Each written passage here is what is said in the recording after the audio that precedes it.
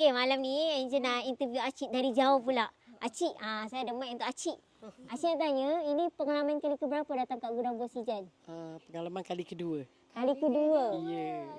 Apa puncanya nak sangat datang ke Gudang Bos Nak Ijan tengok ni, Ijan, Acik? nak tengok Bos Ijan berlari. Nak tengok Bos Ijan je, Acik?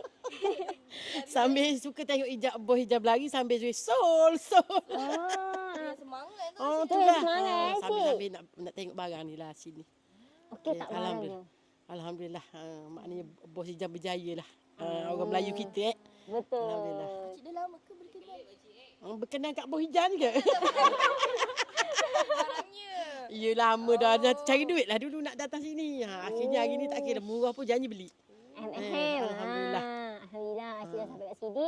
Perjalanan berapa jam Acik dari Terengganu sampai ke Johor ni? Terengganu Dungun. Dungun Terengganu. Berapa bah? Berapa jam Acik?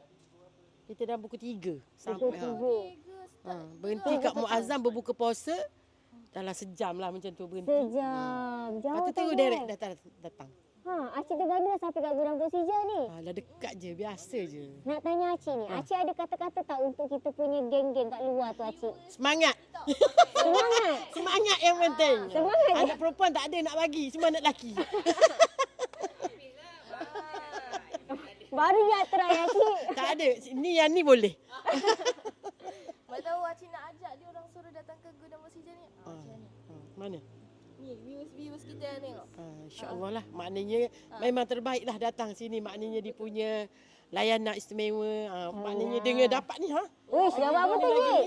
Alhamdulillah kelip-kelip. rezeki. Alhamdulillah, Memang geng. terbaik. Memang boleh mari lah. Orang Terengganu kata terbaik benda bah. Terbaik boh. Baik bah. Terbaik, Boh. Terbaik bah. Boh. Kali produk mama panggil sedap sama jetak-jetak. Jetak. Ibarat. Ini barang. Alhamdulillah memang puas hati lah.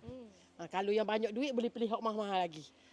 Gitu je lah. Dia Boleh, harga. Acik pun boleh. Orang Terengganu memang kena mari. Mari, Orang Terengganu mari. kita kena mari sini jumpa Bos Ijan berlari.